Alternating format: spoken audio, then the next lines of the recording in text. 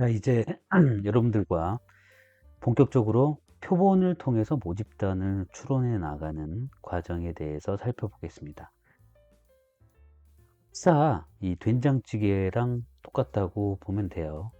저희 어머니께서 된장찌개를 끓이고 가족들에게 이걸 내놓으시기 전에 이 국이 짠지, 단지, 양념이 잘 되어 있는지, 매운지, 뭐 쓴지, 싱거운지 이런 것들을 간을 보시죠. 근데 우리가 이 간을 보는 과정들과 지금 우리가 모집단과 표본의 관계는 굉장히 흡사합니다. 이 된장찌개가 맛있는지 맛없는지 싱거운지 짠지를 숟가락 2번, 3번 정도를 떠 먹어보면서 이 국이 짜구나, 달구나, 간장을 더 넣어야 되는구나 이런 것들을 알 수가 있는 거죠. 자, 그때 이 간 2번, 3번의 숟가락으로 이 된장찌개가 제대로 만들어졌는지를 보는 방법은 바로 된장찌개를 다 먹어보는 게 아니라 다 먹으면 가족들 먹을 게 없잖아요. 그죠? 이 된장찌개의 일부분만을 이렇게 먹어서 이 된장찌개가 맛이 어떻구나라는 걸 판단하는 것처럼 우리가 연구하고자 하는 대상은 이 된장찌개 전부입니다. 하지만 여기서 한 숟가락, 또 여기서 한 숟가락, 여기서 한 숟가락 이렇게 먹어본 각각의 값을 가지고 우리는 이 된장찌개가 어떻구나 라는 걸 알게 되는 거죠.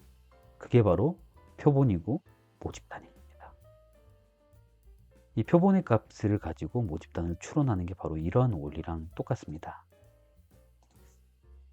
즉, 모집단에 있는 통계적 수치들, 그러니까 기술 통계량, 모집단의 기술 통계량이라고 보면 되는 거죠. 모집단의 데이터들 전체를 집계하고 요약해 놓은 값들, 그리고 이 모집단에서 샘플을 뽑았을 때 이 샘플을 뽑은 작은 표본 집단의 기술 통계량들을 이렇게 비교를 해보는 겁니다. 우리가 4천만 명 국민이 여론조사를 했을 때 1번 후보자한테 지지했던 지지율이 40%였어요. 40%. 이 40%는 바로 4천만 명에 해당되는 유권자들의 평균치입니다. 평균치가 아니라 비율인 거죠. 40%, 4천만 명 중에 40%가 A 후보자를 지지했다. 근데 우리가 이 4천만 명을 잘 조사할 수 없으니 1000명을 뽑았다는 거죠. 1000명. 40%였던 모집단은 우리가 이미 알고는 있지만 실제 세계에서는 알 수가 없죠. 자, 근데 1000명을 뽑았더니 A 후보자에게 지지했던 사람이 360명, 즉 36%라고 나왔다고 한다면 이 1000명의 36%라고 했던 응답은 4천만 명이라고 했을 때 40%라고 할 수 있느냐. 지금 기술 통계량만 봤을 때는 이런 질문을 하는 학생들이 있을 거예요.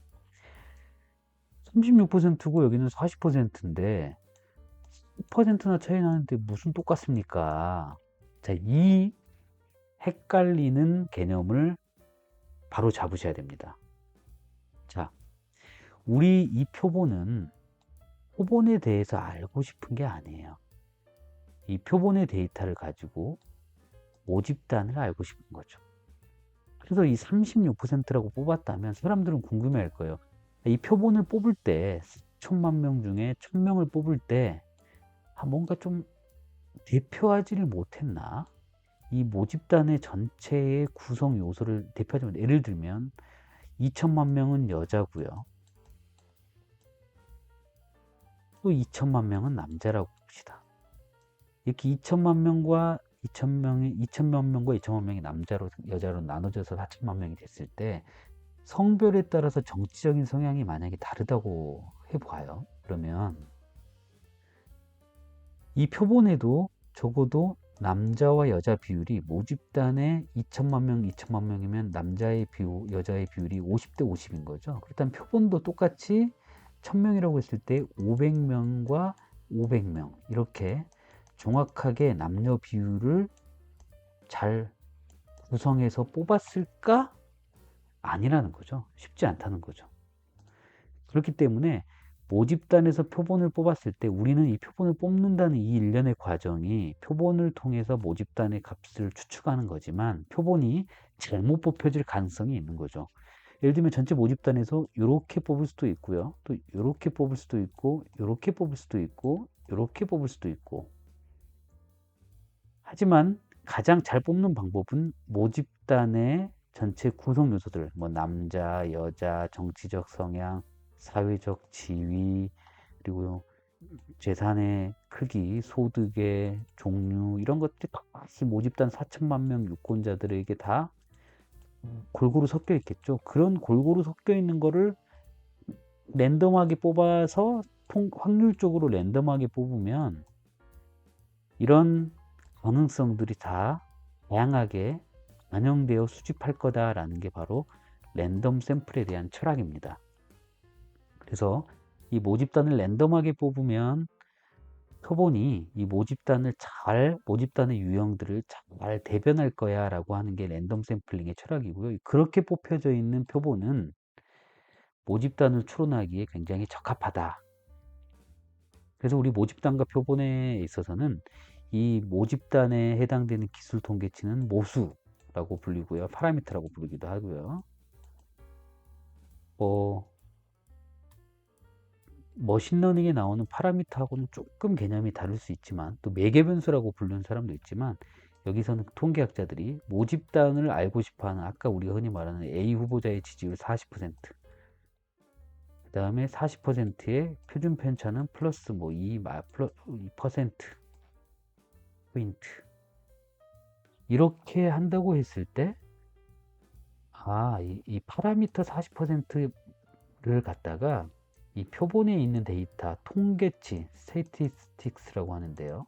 이 통계치를 가지고 36%라고 하는 표본의 평균치를 가지고 40%에 있는 모집단에서 랜덤 샘플을 아무리 잘했지만 약간의 퍼센트의 오차 정도면 10%의 오차 정도면 봐줄만해 라고 판단하는 게 바로 이 표본을 통한 모집단 수치의 추정입니다.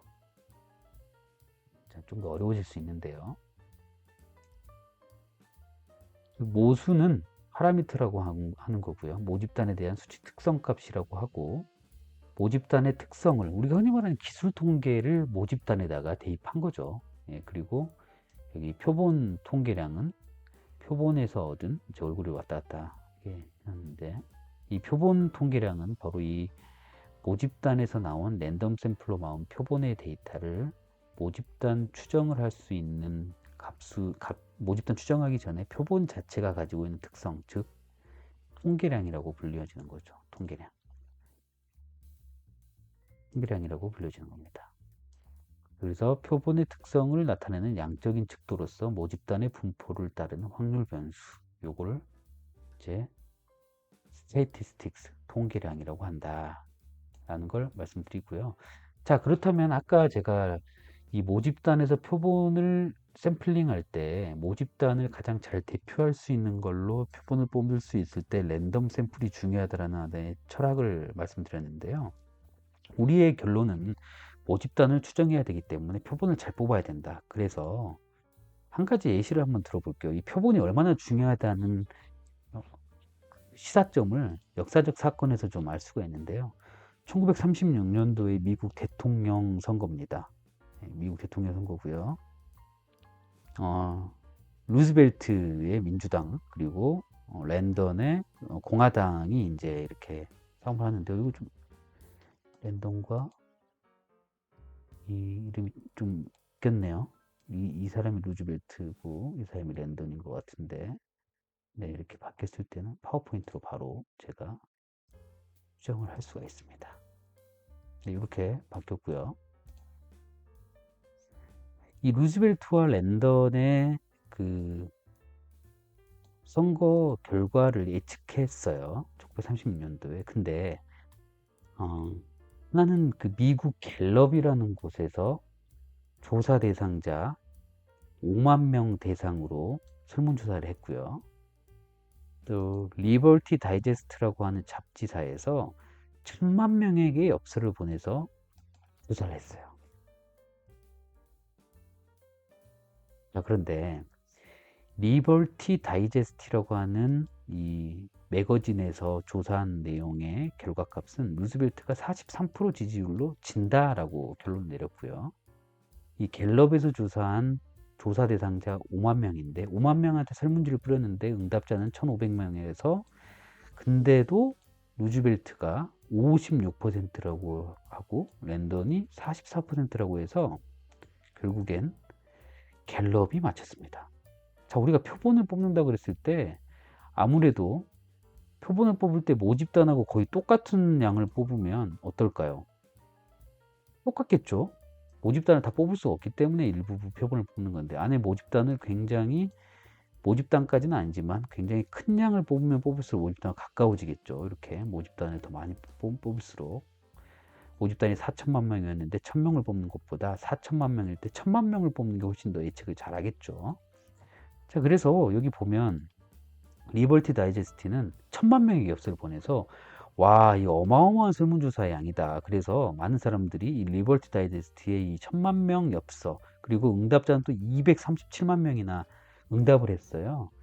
그랬을 때 이 리버티 다이제스트는 맞을 거다라고 생각을 했는데 실제로는 응답자 1,500명만 했던 갤럽의 예측률이 더 높았다.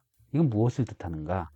표본을 그냥 양적으로만 많이 늘려서 되는 게 아니라 표본의 대표성을 잘 뽑아서 모집단의 구성 비율이라든가 구성 요소들을 잘 선택해서 계층적으로 잘 선택해서 남자와 여자의 비율이 60대 40이면 표본도 60대 40에 가깝게 정치적 성향이나 이런 것들이 남자나 여자나 지역별로 만약에 강하다고 했을 때 그 정치적 성향이 가장 잘 모집단과 유사하게 표본을 구성을 해서 뽑아야 되는데 이 리버티 다이제스트는 구독자에게 전화기나 자동차 보유자들에게 또 엽서를 보냈다는 거죠.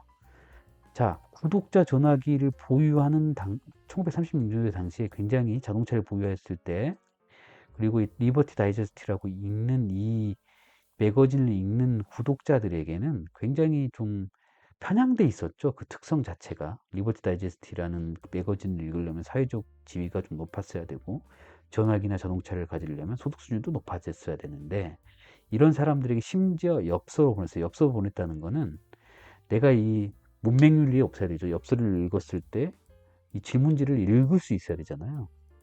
이 질문지를 읽기도 하고 또 잘 써서 부지런하게 그 엽서를 우체국이나 우편함에 가서 보내야 되는데 이 응답자 237명은 리버티 다이제스트를 구독하면서 공화당의 정치적 성향이 좀 강했던 사람들이면서 또 전화기나 자동차를 보유한 고소득층이면서 또 엽서를 받아서 읽고 보낼 수 있을 정도의 문맹률이 낮은 그런 집단에 편향돼서 조사를 했다는 거죠. 하지만 갤럽은 불특정 다수에게 질문지를 나눠주면서 거리에 있는 사람들 각 지역별로 안배해서 계층적으로 정치적 성향과 연관이 되어 있는 요소들을 가장 잘 통제해서 표본을 뽑았더니 바로 실제 결과랑 일치하는 예측값을 냈더라. 물론 그 오차의 차이는 좀 있죠. 플러스 마이너스 뭐 한 5, 6% 정도 됐을 거예요. 네. 이렇게 표본이 중요하다는 점을 시사하게 하고 있습니다. 그래서 이 표본을 추출하는 방법도 굉장히 과학적으로 접근을 많이 하고 있어요. 그래서 저희가 앞서 얘기했던 그 랜덤 샘플링이라고 하는 거는 단순 무작위 추출입니다. 전체 모집단이 있을 때 이 검정색이 표본인데요. 이 하나, 둘, 셋, 넷, 다, 여, 일곱, 여덟, 아홉, 열, 11개. 총 1, 2, 3, 4, 5, 6, 7, 8, 9, 10, 11, 12, 13, 14, 15, 16, 16 곱하기 16이니까 300여 개 되는 그 모집단 수 중에 11개를 뽑을 때 이렇게 임의로 막 눈 감고 찍어서 이렇게 뽑는 게 단순 무작위 추출법입니다. 그리고 층별 무작위 추출법은 이 전체 300여 개의 모집단에 있는 수들을 계층별로 나눠요. 예를 들면 뭐 전체 우리가 강원대학교에 있는 사람 수를 뽑는다고 했을 때 1학년, 2학년, 3학년, 4학년의 사람 수가 다르겠죠. 그리고 학년별로 지적 수준이라든가 사회적 경험이 다를 거니까 그 학년에 해당되는 그 비율만큼을 표본에 반영을 하는 겁니다. 그렇게 해서 1학년 중에 몇 명, 2학년 중에 몇 명, 그걸 층별 무작위, 즉 층화 이미 추출이라고 하는데, 이때 층을 나누고 나서 그 다음이 중요한 거예요. 1학년, 2학년, 3학년, 4학년 나눴는데 그냥 아무렇게나 뽑는 게 아니라 1학년, 2학년, 3학년, 4학년을 나누되 이 비중이 전체 모집단과 맞게끔 여기서 랜덤하게 뽑아야 된다는 겁니다. 눈 감고 뽑아야 된다는 거죠. 자, 그리고 체계적 추출법이라는 것들도 있는데요. 이 체계적 추출법이 층별 무작위 추출법과 유사한 상태인데요. 이 체계적 추출법이라는 게 이렇게 층별로 분배를 한 다음에 1, 2, 3, 4, 5, 6, 7 이렇게 모집단의 각각의 대상자들한테 번호를 먹입니다. 그래서 10번째에 하나씩을 선택해라 라고 이렇게 규칙을 정해줘서 뽑는 게 또 개통 추출법, 체계적 추출법이라고 하는데, 우리가 오늘 조사 방법론을 배우는 자리가 아니기 때문에 이렇게 모집단에서 표본을 어떤 방식으로 뽑아야 예측이 잘 되는구나, 모집단의 추론을 잘 할 수 있구나 라는 거를 그 개념만 배우는 거라고 생각하시면 될 것 같습니다. 그래서 모집단과 표본을 뽑을 때 이렇게 통계적으로 확률적으로 랜덤하게 뽑아야 된다. 군락 추출법 같은 경우에는 전체 모집단이 있으면 이렇게 동아리 활동이라고 보시면 돼요. 물론 강원대학교도 동아리가 있겠지만 그 동아리에는 1, 2, 3, 4학년도 포함되어 있고, 정치적 성향이 있는 동아리 외에 정치적 성향이 다양하게도 모여져 있고 소득 수준도 다양하게 모여져 있을 거예요. 그럼 동아리를 하나 딱 뽑아가지고 이걸 강원대학교의 학생들을 대표하는 표본이다라고 생각해도 된다면 그렇게 뽑는 걸 군락추출법이라고 합니다. 그렇게 전체 모집단에 이미 세분화된 그룹의 다양한 형태들로 대상자들이 조합되어 있을 때 군락추출법을 사용하고요. 이런 다단추출법도 마찬가지죠. 군락을 나눈 상태에서 그 안에서 이미 추출을 하는 이 다단 추출법은 층별 무작위 추출법에 은영된 형태라고 보시면 될 것 같습니다. 이 세부적인 표본 추출법에 대해서 여러분들과 함께 논의하는 것은 본 강의의 주제에서 많이 벗어난 내용이기 때문에 일단 모집단에서 표본을 추출할 때 이런 통계적이고 랜덤 샘플링의 철학을 가지고 뽑아야지 가장 정확하다라는 것을 말씀드리는 내용이었고요. 아까 내용 보다시피 확률 추출에는 단순 확률 추출, 개통 확률 추출, 층화 확률 추출, 직락 추출 이렇게 구성될 수 있다. 비확률 추출은 주로 우리가 대학생들이 설문조사를 하거나 논문을 쓰거나 레포트를 쓸 때 표본을 설계하는 방식인데요. 그냥 학생 식당 앞에서 기다리면서 12시부터 1시에 배고파가지고 라면 끓여 먹는 학생 식당 방문하는 학생들 대상으로 그냥 임의대로 설문조사를 하는 거죠.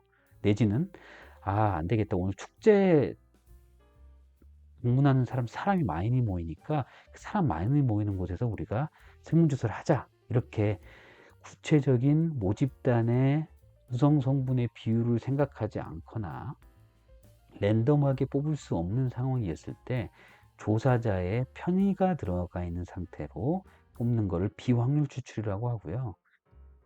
포커스 그룹 추출이라는 것도 있긴 합니다. 그거는 표본의 모집단을 통계적으로 대변해 주지는 않지만 일종의 상징적인 하나의 샘플을 가져오는 거죠. 예를 들면 30대 주부에 대해서 세탁기에 대한 FGI, 포커스 그룹 인터뷰를 한다고 했을 때 우리가 이 30대 주부를 모두 다 1000명, 200명을 인터뷰할 수는 없겠죠. 그럴 때는 30대의 주부이면서 소득이 500만 원 이상이면서 서울에 사거나 경기에 사는 사람 한 명을 뽑아다가 그 사람을 표본을 대표한다라고 하는 조사를 하는 건데, 이런 경우에는 어떤 사람의 니즈, 그 다음에 생활상의 어떤 불편함, 그리고 그 제품을 사용했을 때의 어떤 의견들을 주변에 이제 커뮤니티가 있을 거니까 그런 의견들을 같이 모아서 그 한 사람에게 대표해서 듣는 형태들로 정성적 조사 기법에 주로 많이 쓰는 게 포커스 그룹 추출 기법이다. 그래서 이 표본 추출 방법은 조사 방법론과 관련되어 있기 때문에 오늘 이 강의에서는 깊게 다루지 않고 이렇게 개념만 설명하고 넘어가도록 하겠습니다. 이렇게 모집단에서 표본을 추출하고 표본을 랜덤하게 확률적으로 뽑았을 때 표본을 가지고 모집단을 추론할 때 통계학자들은 굉장히 중요한 발견을 하게 되고 그 발견이 지금까지 내려오게 되는 겁니다. 자, 그게 무엇이냐? 바로 종규분포라는 거죠. 자, 여러분들 이런 얘기 많이 들었을 거예요.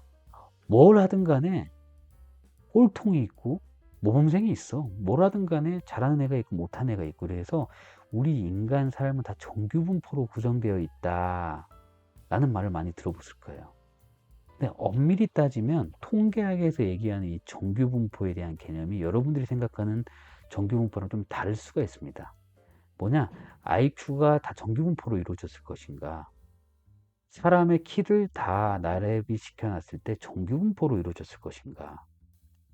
그리고 우리가 일을 빨리 하는 것, 그 다음에 시험을 봤을 때 항상 모든 시험에도 이 정규분포로 낮은 사람이 있고 높은 사람이 조금 있고 항상 중간 평균 점수 이렇게 모여 있을 것인가? 사실은 아니라는 거죠. 우리가 말하는 이 정규분포라는 것은 표본들의 분포가 정규분포다라는 것들을 설명하는 겁니다. 통계학에서 정규분포는요, 특히 그 내용들을 설명하면서 이제 가설 검증으로 넘어갈 텐데요. 자, 신기한 일이 일어났습니다. 모집단에서 무한정 반복해서, 즉 여기 앞에서 보여준 대로 모집단에서 이 표본을 랜덤하게 이렇게 보내는데 랜덤을 딱 한 번만 뽑는 게 아니라 랜덤 샘플 여러 번 뽑았어요. 한 번 첫 번째 표본 넣어서 빼서 한번 통계량을 구해보고 다시 모집단에 넣고 또 모집단에서 또 한 번 30명을 뽑아서 표본을 빼서 또 한 번 뽑아보고 또 다시 넣었다가 뽑아보고 이걸 무한정 반복을 했더니 모집단에서 이 과정을 이 랜덤 샘플하는 과정을 무한정 반복을 해봤더니 이렇게 표본을 무한정 뽑았더니 이상하게도 그 표본의 각각의 표본의 이 평균값들이 이 모집단의 평균값에 더 많이 모이더라. 얘도 한번 뽑았다가 이렇게 되는 거죠. 예를 들면 실제로는 이렇게 되는 겁니다. 이렇게 되는 거예요.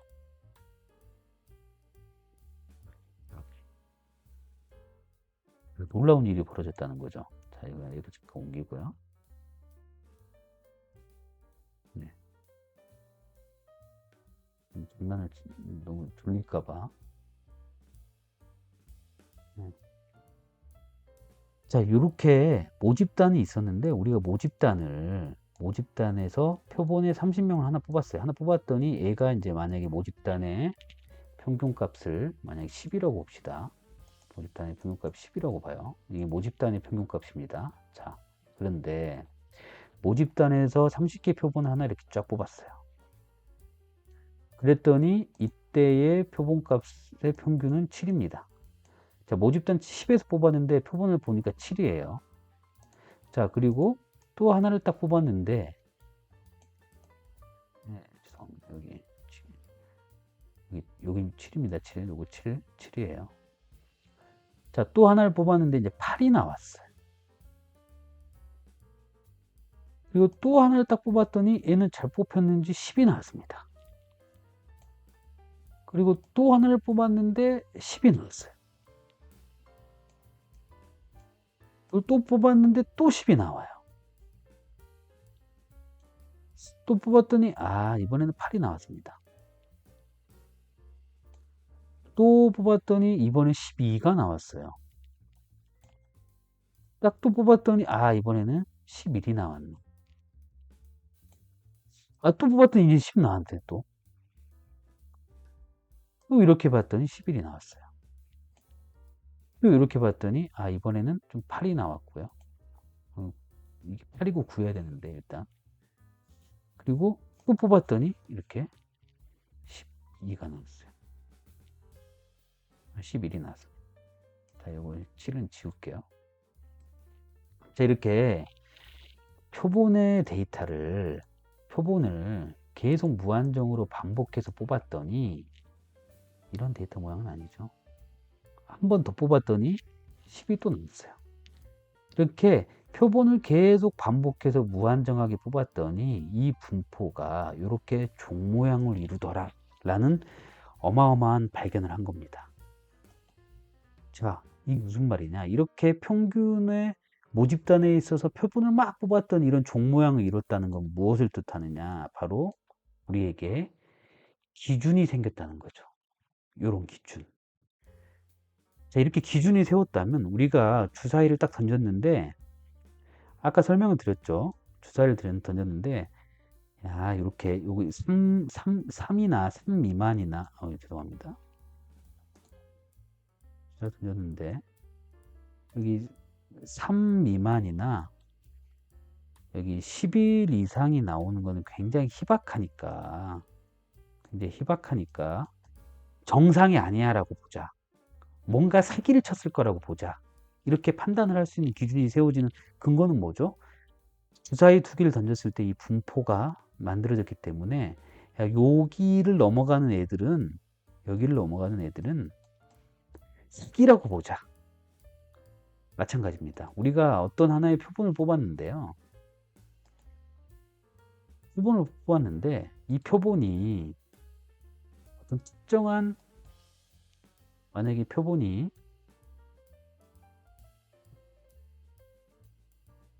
10으로 나왔어요. 근데 이 10에 나온 모집단의 평균이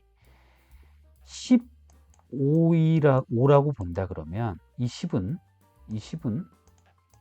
여기서 나온 거잖아요. 여기서 모집단의 평균이 15라 그러면 여기서 나온 거기 때문에, 그럼 요거는 이 15라는 평균 안에 들어갔다고 봐야 돼요, 아니면 나갔다고 봐야 돼요? 이 판단을 하는 거예요. 그게 바로 요거랑 똑같은 거죠. 우리가 이 분포가 있다면 2나 3이 나오거나 11이나 12가 나왔다면 사기다. 정상적인 주사위 던지는 게임이 아니다. 그것처럼 우리가 모집단에서 딱 표본을 뽑았을 때 이 표본의 값이 10이고 우리가 모집단의 평균을 15라고 예측을 한다고 보면 이 10이 이 15라는 모집단 안에서 나올 가능성을 검증하는 게 바로 가설 검증이다 라고 보는 겁니다. 이해됐죠? 그래서 모집단에서 추출한 표본이 나올 만한 값들을 이렇게 분포로 만들어 놓으면 95% 안에 들어가면 요 모집단 평균일 거야 라고 판단하는 겁니다. 즉 95%라고 하는 건 아까 다시 주사위 요게 참 계산이 잘 되어 있는데요. 전체 분포 중에 95%에 해당되는 게 뭔가요? 이 각각의 확률값들이 있죠. 이렇게 각각의 확률값들이. 그러면 95%라는 건 0.05%잖아요. 0.05%. 그러면 요거 더하기 요거 하면은 0.05% 되겠네요.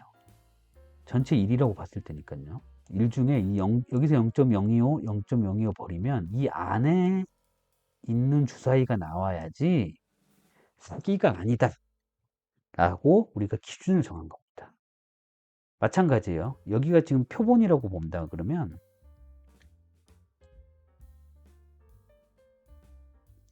우리가 전체 모집단의 평균은 10이었는데 10인데 표본을 뽑았더니 7이야. 이 7은 어디에 해당되냐면 전체 분포에서 10이라는 이 모집단의 평균의 값에서 요 정도에 해당된다는 거죠. 요 정도에 해당됐을 때 이 7에 해당되는 값이 확률 분포상으로 몇 %에 해당되는 값인지를 보는 게 바로 확률 분포의 가설 검증인 거죠. 그 모집단이 그 표본을 뽑은 7이 모집단에 있는 10이라는 평균에서 나왔느냐 안 나왔느냐를 보는 건데 10 사이로 플러스 마이너스 이 구간 안에서 95%에 해당되는 값이다 라고 보는데, 그 기준을 우리가 보통 통계학에서 5%라고 찾습니다. 그래서 여기 있는 값을 더해서 양측 검증이, 그러니까 적은 경우일 수도 있고 큰 경우일 수도 있으니까 이 5%의 기준을 가지고 이보다 낮거나 또 이보다 높으면, 여기 2.5%죠. 총 5%가 되려면 2.5 확률이 나올 확률이 2.5%의 미만이거나 또 이쪽 10보다 더 높은 평균, 뭐 14, 15 이런 애들이 그 표본 평균이 2.5% 이상일 경우에는 n은 뭔가 비정상적인 값이라고 보는 게 바로 가설 검증의 기본이 되는 거죠.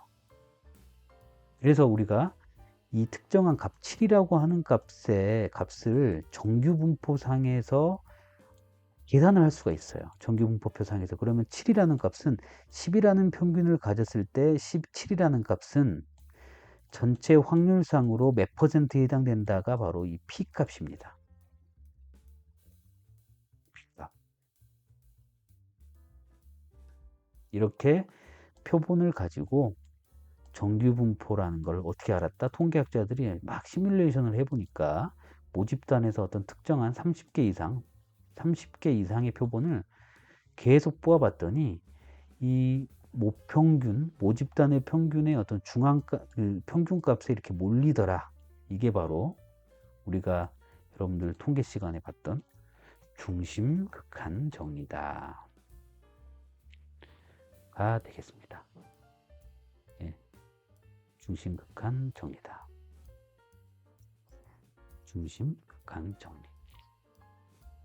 그래서 이 중심극한 정리에 모집단에서 표본을 다양하게 뽑으면 이렇게 정규분포 형태가 되고, 이 정규분포 형태를 가지고 우리는 어떤 표본을 딱 뽑았을 때 이 표본이 특정한 모평균에서 플러스 마이너스 어디 위치하느냐, 95% 위치하느냐 아니면 95% 안쪽에 위치하느냐. 이 95% 안쪽에 위치하면 얘는 그냥 모집단의 평균이랑 똑같다 라고 보는 게 바로 여러분들의 가설 검증의 첫 번째 원리인 겁니다. 그렇다면 바로 이런 주사위의 분포처럼 확률 분포에는, 통계학자들이 만들어 놓은 이론적 확률 분포에는 무엇이 있는지가 중요한데, 바로 그게 정규 분포에서부터 쭉쭉쭉쭉 내려가는 다양한 분포들입니다. 이거는 통계학자들이 만들어 놓은 분포에 해당되는 내용들이고요. 이 분포를 가지고 우리는 예측을 해보는 거예요.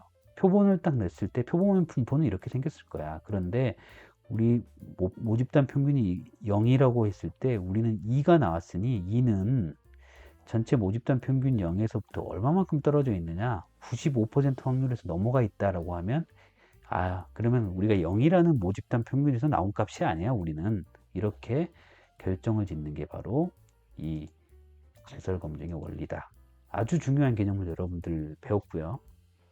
이 부분에 대해서 좀 더 구체적으로 들어가려면 정규분포에 대한 이해가 필요합니다.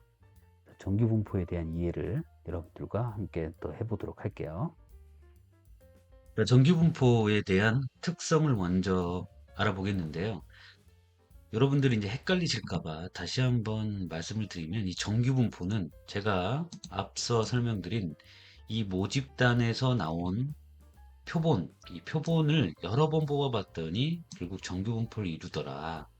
그래서 나중에 이 표본의 값이 현재 모집단의 평균을 중심으로 한 이 정규분포에서 어디에 위치하는지를 알므로써 가설 검증이 가능하다라는 얘기를 하고 나서 정규분포에 들어가 보니, 여러분들이 정규분포는 지금 가설 검증과 관련된 정규분포다라고 생각하실 수 있습니다. 하지만 지금 여기서 말하는 정규분포에 대한 설명은 가설 검증 단계가 아니라, 이 정규분포 확률이라는 건 표본에서 모집단에서 표본을 추출한 것들의 분포들도 역시 정규분포지만, 이 모집단에서 표본을 추출한 이 정규분포의 모습 외에 그냥 일반적인 정규분포에 대해서, 꼭 이 표본을 추출했을 때의 표본들의 분포가 아니고, 이 세상에는 정규분포로 이루어지는 게 있죠. 그래서 그런 정규분포에서 어떻게 확률을 계산하는지를 보여드리기 위해서 여러분들께 이 정규분포를 설명드리는 겁니다.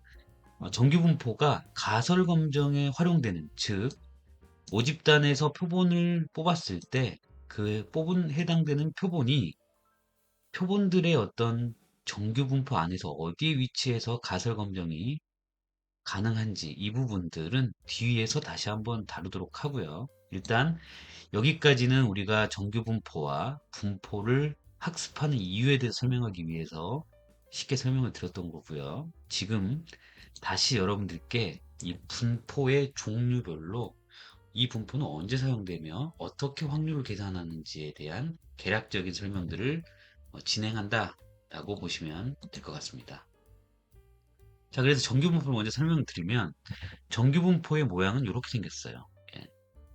평균을 중심으로 해서 좌우대칭이고 종처럼 생겼다, 종 모양으로 생겼다. 그리고 정규분포의 모양은 이 평균과 표준편차에 의해 결정된다.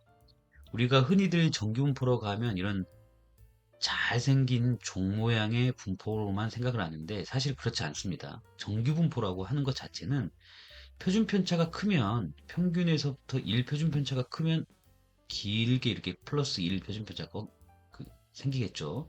여기는 뮤 플러스 표준편차, 모평균의 표준편차를 1 표준편차를 더했을 때 이렇게 좁게 형성되어 있지만, 이 오른쪽 하단의 이 그래프처럼 평균을 중심으로 넓게 펼쳐질 수도 있고요.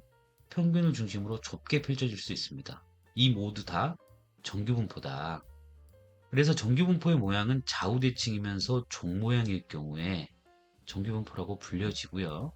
가운데를 중심으로 해서 데이터가 50%, 50% 이렇게 분포가 되어 있으니 평균의 값과 이 중위수라고 하는 중앙값, 기술통계 시간에 배운 이 중앙값이 일치하겠다.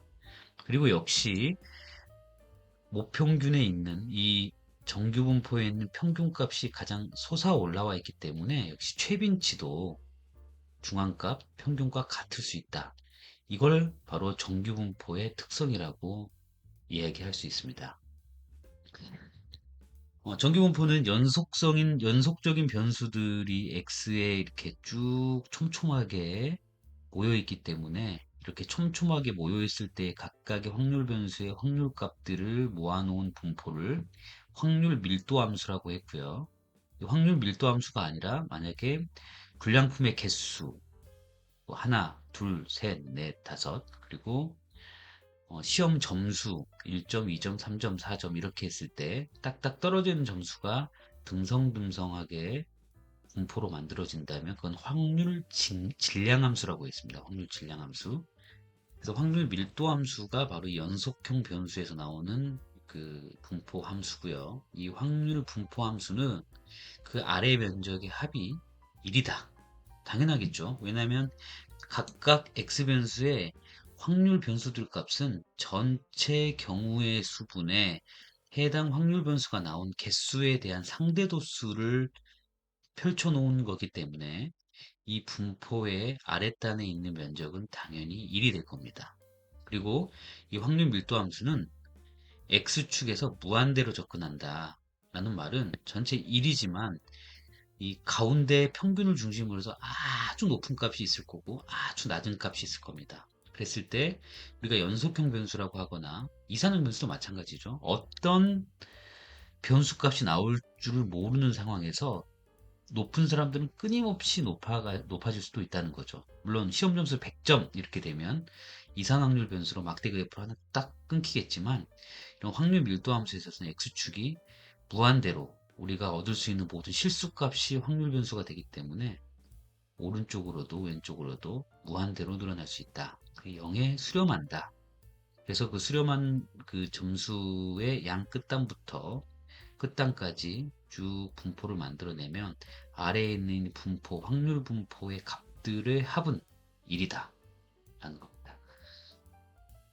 뒤에서 설명드리겠지만 정규분포의 모양은 이렇게 다양하기 때문에 평균과 표준편차에 의해서 모양이 결정되고, 다만 이 정규분포의 종 모양이 다르게 생겼지만 이걸 동일한 모양으로 변형을 해서 이 변수에 있는 이 정규분포에 있는 변수의 값과 이 정규분포에 있는 변수의 값의 상대적 위치를 계산해서 비교할 수가 있습니다.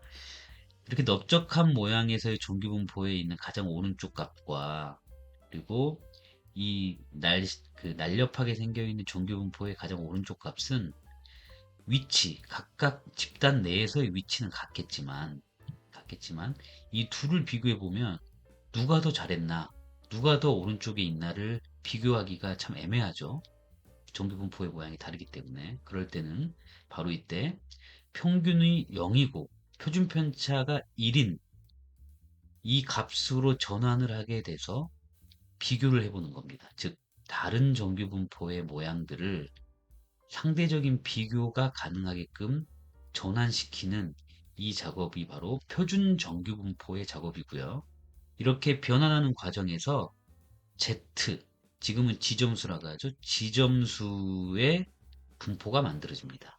즉, 여기 X1, 확률 변수 X1에 대한 분포가 있고요. X2에 대한 분포가 있다면 X1의 점수는 이게 키고 여기 몸무게라고 봤을 때 키는 173의 평균이고 몸무게는 55가 평균이다라고 하면 173에서 180이라는 변수가 어디에 위치하는지 이 안에서는 알겠지만 173에서 180이 높은 거냐 낮은 거냐, 몸무게는 55에서 60kg라고 하면 55kg보다 60kg가 큰데 어느 정도로 높은 거냐를 이 안에서는 비교할 수 있지만 키는 위에서 몇 번째인데 몸무게는 위에서 몇 번째다라고 상대적인 비교를 할 수가 없습니다. 이 안에서만 가능한 거죠. 그래서 이 값들 키 173에서 180 요 평균과 현재 180이라는 변수값들의 이 차이를 가지고 계산을 해서 이 지점수를 만들어내고 이 안에서는 여기서 나온 180이라는 점수, 여기서 나온 60kg라는 점수가 동일한 선상에서 위치가 되면서 바로 상대적인 비교를 바로 가능하게 해주는 거죠. 그게 바로 지점수고요. 이 지점수에 대해서 뒤에서 설명드려 보겠습니다. 정규분포는 공식이 정말 복잡합니다. 그냥 그림은 이렇게 자주 봤지만 이 각각의 변수에 대응하는 y 확률 변수의 결과값은 해당 fx는 루트 2 파이 시그마 분의 1 상수의 마이너스 2 시그마의 제곱 x 마이너스 뮤의 제곱 x는 마이너스 무한대부터 무한대까지 이 함수에 적용을 하면 x 값을 적용을 하면 y 값이 계산돼서 나와서 바로 이 분포를 만들어내는 이 함수죠. 이 함수 그래프 외워라 이거 아닙니다. 여러분들이 이 함수의 그래프는 초등학교 6학년, 중학교, 고등학교 때 정말 미친 듯이 외웠죠. 그래도 까먹습니다. 뭐 객관식으로 해서 진짜 정규분포 모양이 맞는 것들을 골라라 하고 이 공식을 외웠는데요. 우리는 여기서 공식을 공부하고 통계학의 원리와 알고리즘을 만들어내는 게 아니라 이 공식을 보는 거는 참고용으로만 사용하고 우리가 이 정규분포라는 게 이렇게 구성되어 있고 여기에서 내가 원하는 값이 해당 정규분포상에서 어디에 위치하고 있고 그 어디까지 발생할 수 있는 확률은 몇 퍼센트냐 이걸 계산하기 위한 일종의 개념 잡기의 설명이다 라고 이해하시면 되고요.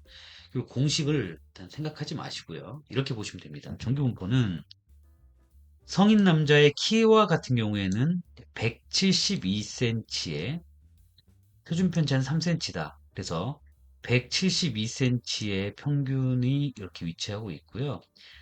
1표준편차만큼의 거리가 175다. 플러스 3인 거죠. 1표준편차가 여기 3이니까요. 그리고 2표준편차만큼은 또 6이 더해질 거고요. 3표준편차만큼은 또 9가 더해질 겁니다. 이렇게 각각의 x값들이 쭉 172를 기준으로 표준편차, 1표준편차, 2표준편차, 3표준편차의 거리만큼 이렇게 펼쳐져 있는 모양이 정규분포로 생겼다라고 하는 기호가 여기 x 확률 변수는 172cm의 평균을 가지고 3표준편차만큼 펼쳐져 있는 정규분포의 모양으로 구성되어 있다라는 걸 설명해주는 내용의 기호입니다. 그래서 여러분들은 여기에 있는 분포의 모양을 기억하시고요. 평균을 기억하시고 1표준 편차, 2표준 편차, 3표준 편차만큼 이렇게 펼쳐져 있는 모양을 기억하시면 되고요.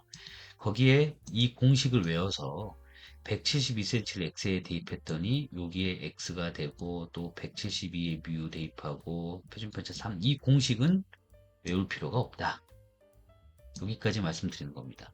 정규분포는 종 모양, 평균을 중심으로 대칭하는 종 모양으로 구성되어 있고, 이때 우리가 데이터가 정규분포를 이룬다라고 할 때는 바로 확률 변수 x가 정규분포를 이룹니다. 평균 172에 표준편차 3으로요. 라고 하는 대로 기호를 읽어주시는 정도만 이해하시면 될 것 같습니다.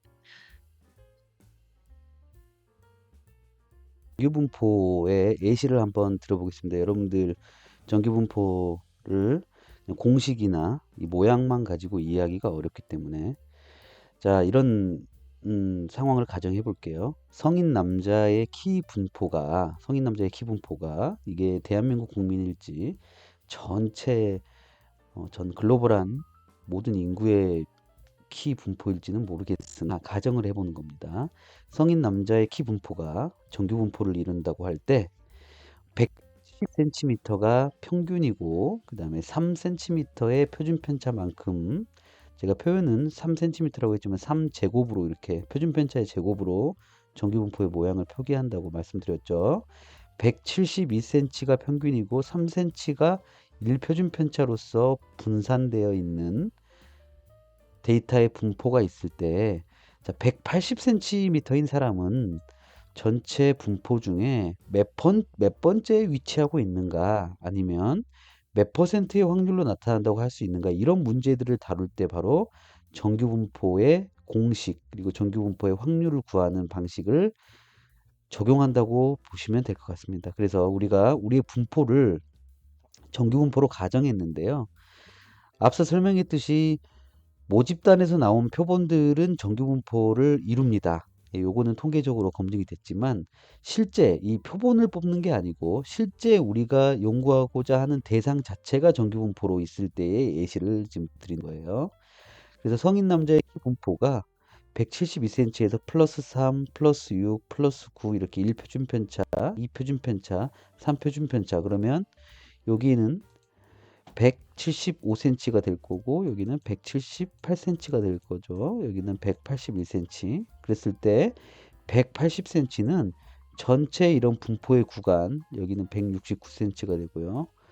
180cm에 해당되는 이 구간에서는 과연 전체 분포에서 몇 퍼센트의 위치를 차지할 거냐 그리고 확률적으로 어느 정도의 위치에 있느냐 라는 것들을 이제 살펴보는 것입니다. 그래서 180cm는 뭐 여기 이쪽 오른쪽 부분의 면적을 구하게 되면 상위 몇 퍼센트다. 그리고 180cm는 전체에서 하위에서부터 쭉 높은 순으로 보면 몇 번째 위치한다라고 하는 그 확률 값들을 구할 수 있겠다라는 말씀을 드리는 거고요. 여기에서 정규 분포는 뮤의 시그마 제곱으로 표현한다고 했고요.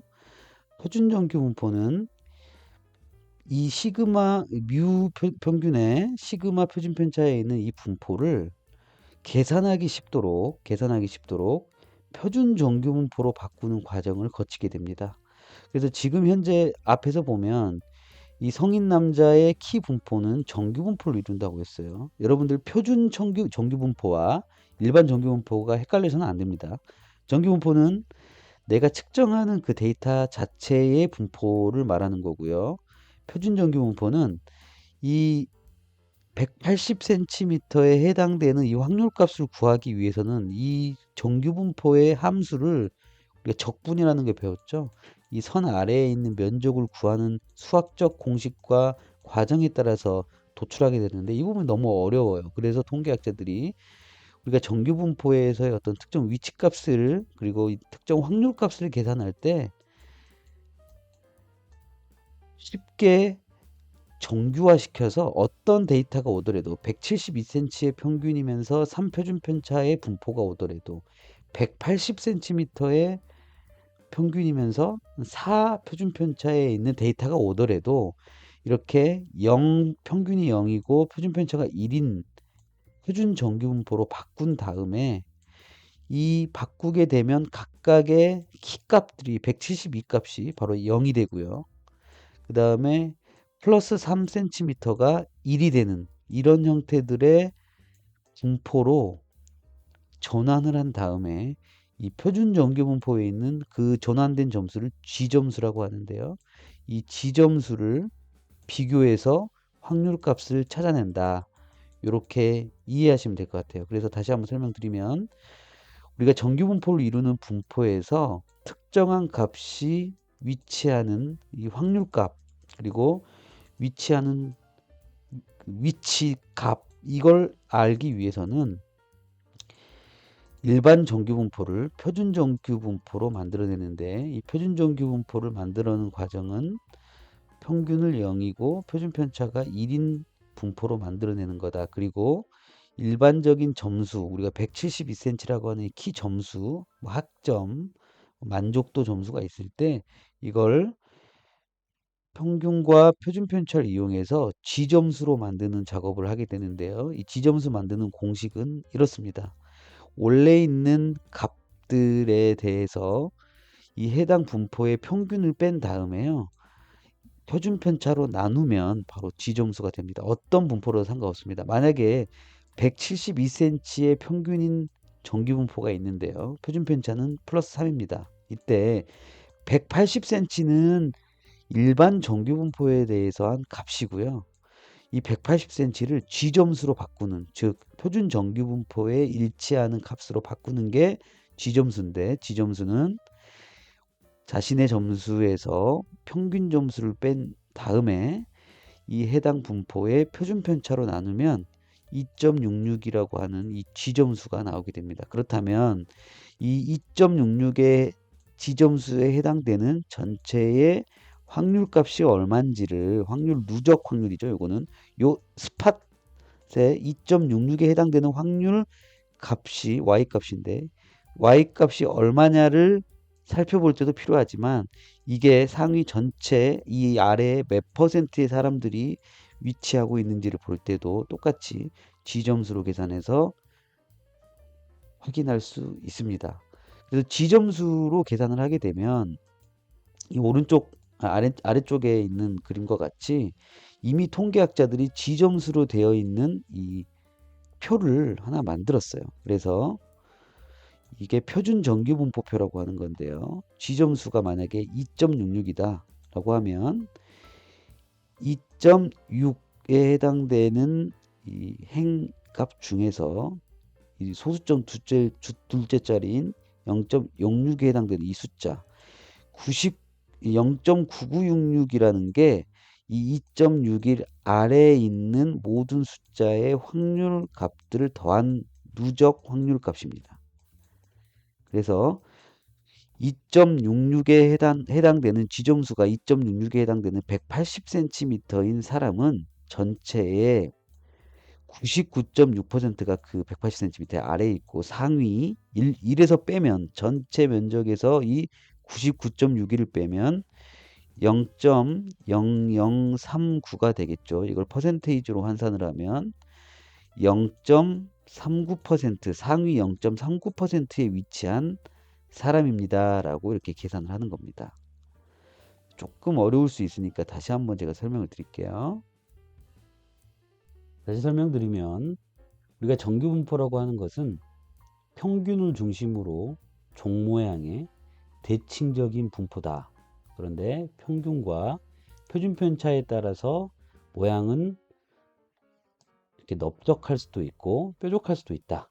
근데 이 각각의 정규 분포의 모양이 다른 것들을 이렇게 표준화해서 비교를 해낼 수 있다라고 한번 말씀을 드렸었고요.